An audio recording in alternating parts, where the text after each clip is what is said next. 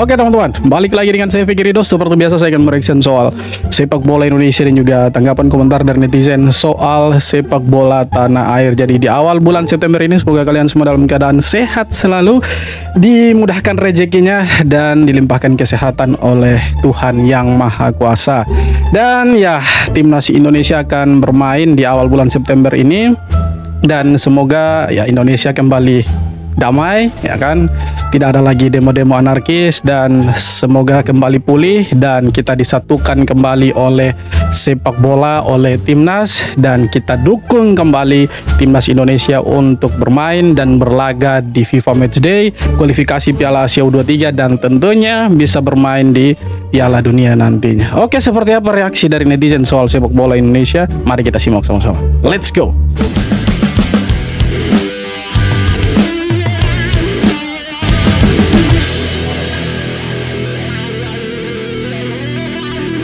Rupanya timnas Indonesia dah ada gelaran dipanggil Indodash. Apakah quality player mereka ni ala-ala Europe? Jom kita bahas. Apa urusannya dia begitu kan? Australia, kena 5-1. Tak macam ala Europe pun. Lepas tu kalah memalukan dengan Jepun 6-0 guys. 6-0 macam mana ni? Tak macam Europe pun aku tengok. Maknanya kelayakan Indodash tu tak layak dipanggil. Cuma layak dipanggil Indo Chicken Dutch. Ya, kita sih kalah dari Jepang waktu itu 6-0, tapi setidaknya antara timnas Indonesia dan Malaysia ada perbedaan yang cukup jauh. Kan kita ada di ronde keempat, sedangkan Malaysia tidak ada di mana-mana. Jadi kalau mau dibilang Indo Dutch atau Indo apapun, saya pikir Indonesia tetap levelnya ada di atasnya Malaysia gitu. Jadi kalau mereka bilang kita Indo Dutch dan lain sebagainya, ya kita santai-santai saja, karena kalau kita lihat memang kualitasnya kita di atasnya mereka gitu kan. Mau ala Eropa ke ala apa ke, intinya permainan Indonesia sejauh ini bagus, ya kan. Dan kita ada ronde keempat dan Piala Asia, sedangkan orang yang nyinyir negara tetangga kita ada di mana? Ada di Goa, tidak kemana-mana mereka itu. Jago kampung.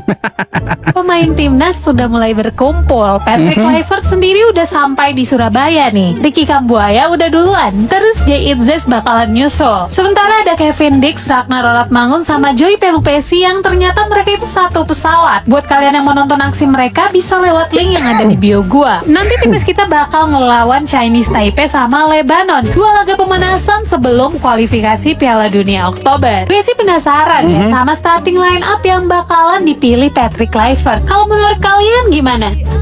Iya, jadi awal September ini kita full Timnas Day mulai dari tanggal 3, tanggal 5, 6, 8, 9. Jadi total ada 5 hari nanti nih ya.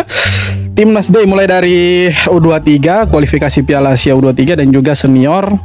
Ada FIFA Matchday nanti lawan China Taipei dan juga lawan Lebanon. Jadi China Taipei ini menggantikan Kuwait yang mengundurkan diri atau membatalkan secara sepihak. Memang kampret mereka itu ya. Kalau untuk starting line up saya pikir tidak akan ada perubahan yang signifikan. Ya masih menjadi andalan di tengah pasti Tom Haye sama Joy Pelupesi sebagai motor serangan, dan di depan mungkin tidak akan berubah juga. Mungkin oleh Romeni ya kan, Egy Maulana Fikri, Marcelino Ferdinand ya bisa jadi lah. Atau mungkin ada perubahan, nanti kita tengok sajalah nanti. Wilujeng Sumping, Eliano Renders. Ternyata Eliano Renders bukan dipinjam, melainkan resmi dikontrak Persik Bandung secara permanen bukan selama dipinjam. 2 tahun. Ya, ini sih namanya beda dikontrak nasib sama kakaknya Tijani Renders. Padahal Tijani berseragam Manchester City, salah satu klub terbaik di dunia. Jujur ini antara senang atau sedih. Kakaknya main di klub top Eropa, sedangkan adiknya pemain terbaik dari BC terjun bebas ke Liga A. Tonton aksi Renders di Persik Bandung, klik bio gua. Dan yang pasti bergabungnya Eliano, satu kekuatan baru hadir untuk memberi daya gedor di barisan penyerang Persik musim ini. Tapi kalau dilihat dari sisi Persik, ini merupakan persiapan serius untuk menghadapi kompetisi Asia. Dan ini definisi Persik benar-benar menunjukkan kekuatan finansial. Eliano juga dikenal punya visi bermain yang matang, umpan presisi dan kemampuan kontrol tempo permainan, sesuatu yang sangat dibutuhkan nih untuk Persib.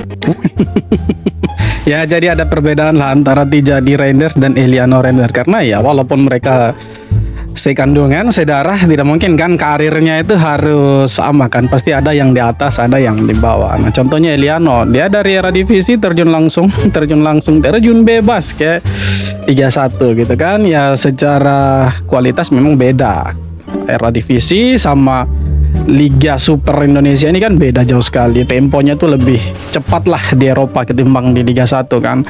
Dan ya nanti ini ada plus minusnya juga teman-teman. Minusnya itu ya kemungkinan akan ada penurunan performa, kemungkinan. Ya plusnya itu Liga 1 semakin banyak ditonton lah, mulai dari live streamingnya ya kan, kemudian orang yang datang ke tribun tuh pasti akan semakin banyak itu penonton supporternya, karena mau lihat pemain-pemain yang labelnya itu label timnas dan diaspora, karena mereka nih awalnya kan berkarir di Eropa nih, pasti orang penasaran kan bagaimana permainannya mereka ketika bermain di Indonesia, apalagi sekelas Eliano yang kalau kita lihat ini pemain-pemain intinya Apex Wall ini tiba-tiba ke Liga 1 itu pasti menjadi ya buat orang menjadi penasaran nanti itu. Betul juga itu salah satu keuntungannya ya, penjualan tiket mungkin semakin banyak.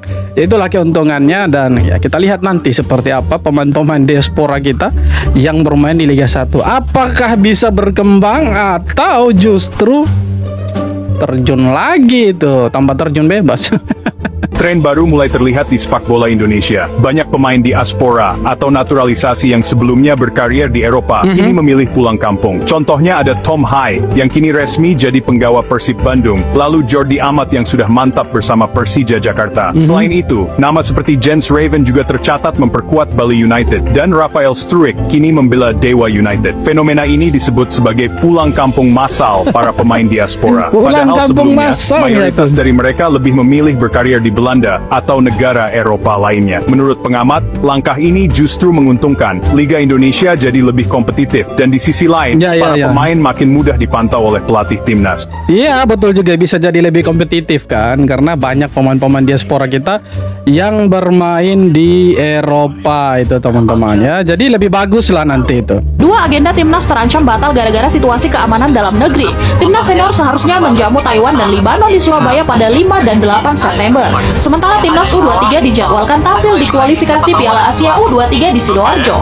Mulai 3 September, masalahnya kondisi keamanan dalam negeri lagi mencekam. Bahkan laga Super League udah ditunda. PSSI dituntut bisa menjamin keselamatan tim-tim tamu dan memastikan agenda internasional ini tetap berjalan aman. Dua agenda ya, semoga demonya cepat berakhir dan negara kita dalam keadaan damai lagi, tidak ricuh, dan jangan sampai terjadi darurat militer. Ya, karena sepak bola kita ya dalam tren positif. Kalau sampai kita terjadi chaos di Indonesia, maka ya pastinya semua akan ditunda, dan kemungkinan besar ya lama lagi timnas bermain itu. Ya semoga lah timnas kita bisa bermain dan negara kita lebih baik lagi lah, tidak terjadi apa-apa maksudnya. Penting nih, El Capitano timnas kita, Jay Itzes, dapat debut dan bermain penuh 90 menit. Statistiknya gila, rapi banget. 67 dari 68 operan akurat. Long ball 100%, nggak pernah dilewatin lawan, nggak pernah kehilangan bola. Catatan sebersih kertas ujian tanpa coretan. Tapi masalahnya, Bang Jay baru sempat upgrade passing deh, tapi pace-nya belum. Coba lihat gol kedua Cremonese menit 36, Franco Vasquez. Itzes terlalu lambat menutup jalur umpan, terlalu pasif pressing di kotak penalti. Hasilnya, Vasquez punya ruang, Sassuolo kebobolan. Dan ini cocok sama datanya, 0 tackle, 0 intercept. Itzes main aman, bukan agresif. Dia lebih sibuk menjaga statistik tetap kinclong ketimbang menghentikan lawan dengan keras. Kesimpulannya jelas, Itzes kini mumpuni ikut build up dari belakang. Tapi kalau di momen krusial, dia cuma berdiri manis. Semua angka cantik itu nggak ada artinya. 1 detik terlambat, 1 gol tercipta. Nah, ini kemarin yang ya komen negatif di akun media sosialnya Sassuolo. Nah, inilah kesempatannya Jesus. Dia bermain full 90 menit, dan ya kita lihatlah pemain timnas Indonesia masih berjaya di Serie A itu kan. Ada Emil Odero, ada Jitses. Jadi mereka tidak tersisihkan sepenuhnya. Jadi kemungkinan 2 pertandingan tidak main itu masih disimpan lah sama pelatihnya kan. Aduh, rugi nih kalau pemain mahal tidak dimainkan, itu kan rugi teman-teman. Sangat-sangat rugi itu. Lo pernah lihat nggak di atas logo jersey timnas tuh kadang ada bintang-bintangnya? Nah, itu bukan hiasan doang, bro. Setiap 1 bintang itu tandanya negara itu pernah juara Piala Dunia. Brasil ada 5 bintang, mereka udah juara 5 kali. Indonesia belum ada, tapi tenang, bintang harapan selalu ada. Lo Betul, bintang harapan selalu ada ya. Semoga 2026 ada nama Indonesia nanti di Piala Dunia. Jadi kita harap 2 pertandingan nanti lawan Irak dan Arab Saudi kita bisa dapat hasil positif atau kata lainnya menang supaya kita bisa ada di Piala Dunia lah. Karena jarak Indonesia dengan Piala Dunia hanya 2 pertandingan. Hanya 2 pertandingan. Jadi jaraknya itu dekat sekali. Tergantung ini bisa dimanfaatkan atau tidak itu. Tapi ya kita doakan semoga bisa lah ya. Kita bisa lihat timnas kesayangan kita ini ada di Piala Dunia gitu. Supaya apa? Supaya tetangga kita itu makin iri gitu kan, yang baju kuning itu kan, yang jersey kuning itu yang selalu nyinyir dengan kita itu, kalau kita masuk Piala Dunia mereka semakin panas itu nanti kan. Ada saja hujatan dari mereka nanti. Di saat banyak pemain di sport Indonesia yang main di Super League, Verdon justru naik kelas dengan pindah ke Liga Prancis. Verdon telah diumumkan oleh Fabrizio Romano bahwa akan bermain bersama Lille di Ligue 1, di mana dia akan setim dengan Olivier Giroud dan Adi Mbappe. Dia ditebus dengan mahar 57 miliar rupiah oleh Lille. Tentu dengan begini Verdon akan bermain di salah satu 5 liga top Eropa. Belum lagi dia nanti akan bertemu melawan pemain kelas dunia PSG macam Bele, Hakimi dan Desire Doué. Berkat konsistensinya itulah Verdon bisa naik kelas. Ini tentu berbeda dengan beberapa pemain di sport Indonesia lainnya macam Tom Haye dan Egiano yang bergabung ke Persib. Bahkan seorang Mas Hilgers dirumorkan akan juga gabung bermain di Super League. Inilah yang keren dari pemain-pemain diaspora kita ya. Salah satunya Kelvin Verdong. Di saat pemain-pemain diaspora yang lain memilih untuk terjun ke Liga 1, dia tetap konsisten di next Megen, dan sekarang dia sudah resmi itu diboyong sama salah satu klub raksasa dari Ligue 1. Ligue 1 yang di Eropa ya, bukan Ligue 1 yang di sini itu. Ya nanti dia bermain sama-sama dengan Olivier Giroud, dan ya akan lawan pemain-pemain kuat di Liga Prancis itu akan semakin bagus Kelvin Verdong gitu. Ya semoga tidak jadi bahan pajangannya deal saja nanti lah. Semoga dapat menit bermain juga, karena itu harapannya. Jangan pemain-pemain Indonesia hanya dijadikan ya alat marketingnya mereka gitu kan. Semoga jadi starter juga nantinya. Kan tidak mungkin itu mereka punya pemandu bakat, lihat Kelvin Verdong hanya untuk jadi itu kan, hanya untuk jadi apa namanya, jadi pemanis bangku cadangan lah. Semoga dapat menit bermain, itu yang kita butuhkan. Keren. Mas Hilgers pasti masih di Eredivisie tuh. Tidak akan mungkin dia ke Liga 1 tuh, susah. Mengapa pemain sekelas Joel Veltman, bintang Liga Premier yang malang melintang bersama Brighton, tiba-tiba sangat serius ingin membela timnas Indonesia? Ini bukan lagi sekadar rumor. Veltman, bek tangguh yang sering kita saksikan di layar kaca, menyatakan secara terbuka bahwa hatinya terpanggil untuk Garuda.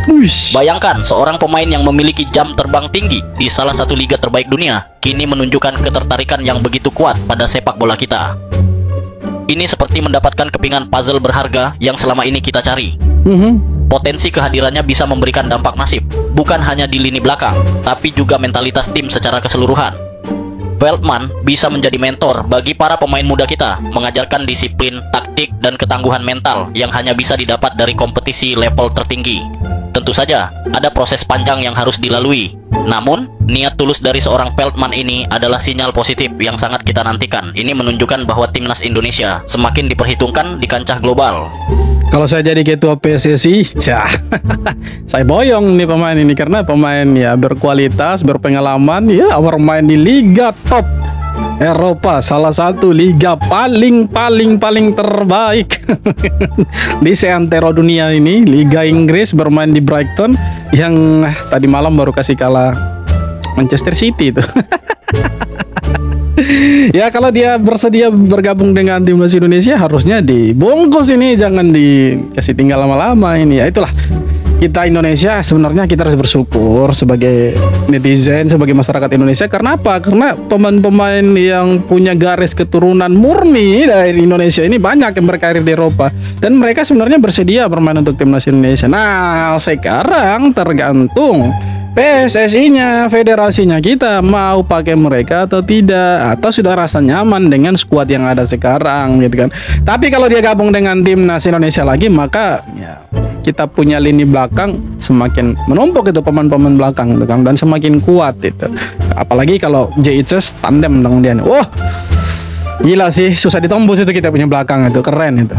Kelvin Verdong bakal pindah ke klub kasta tertinggi Liga Prancis, pakar transfer Fabrizio Romano telah mengabarkannya. Dilaporkan langsung oleh pakar bursa transfer sepak bola yaitu Fabrizio Romano, bahwa Lille telah menyetujui kesepakatan untuk merekrut Kelvin Verdong dari NEC Nijmegen dengan harga 3 juta euro dan semuanya telah selesai.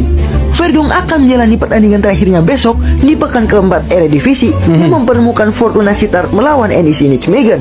Dan setelah pertandingan itu, Verdong akan melakukan pemeriksaan medis bersama klub barunya, Los Lille. Ya, jadi tadi malam atau kemarin malam, klubnya Kelvin Verdong kalah dari klubnya Justin Hubner. Ya, kalah 2-1 atau 3-2 kalau intinya kalah tipis lah. Dan ya itu pertandingan terakhirnya Kelvin Verdong dengan NEC Nijmegen. Dan ya supporter dari NEC Nijmegen ini sudah bentangkan spanduk salam perpisahan untuk Kelvin Verdong. Jadi resmi sudah Kelvin Verdong akan bermain di Ligue 1. Tapi bukan Ligue 1 yang di sini, Ligue 1 yang di sana, di Eropa. Jadi ya kita punya lini belakang ini untuk menghadapi kualifikasi ronde keempat ini, kualifikasi Piala Dunia ronde 4 itu semakin mewah teman-teman. Dan back-back di timnas Indonesia ini semuanya bermain di Liga top Eropa. Kita mulai dari JITSES, itu bermain di Sassuolo, Liga Italia Serie A. Di belakang ada Emil Laudero ya kan. Kemudian ada Kevin Dix di Borussia Mönchengladbach. Sekarang Kelvin Verdong lagi ya kan, bermain di Lille. Jadi kita punya belakang ini sumpah mewah sekali. Itu gila sih. Harusnya kita bisa dapat hasil yang sangat-sangat positif ini, karena kita punya pemain-pemain sekarang bukan kaleng-kaleng. Dan kalau saya tidak salah, Kelvin Verdong ini berpotensi akan satu klub dengan, bukan berpotensi, tapi akan main satu klub dengan pemain keturunan Indonesia juga yang ada di Los Lille ini, si Matthew Becker kalau saya tidak salah itu. Tapi keturunannya itu dari Buyut kalau saya tidak salah ya. Kalau salah boleh dikoreksi di kolom komentar.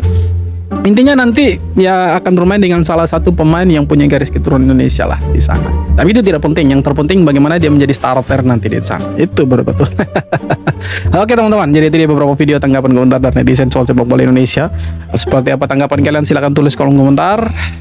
Kita jumpa lagi di video-video berikutnya. Thank you bro.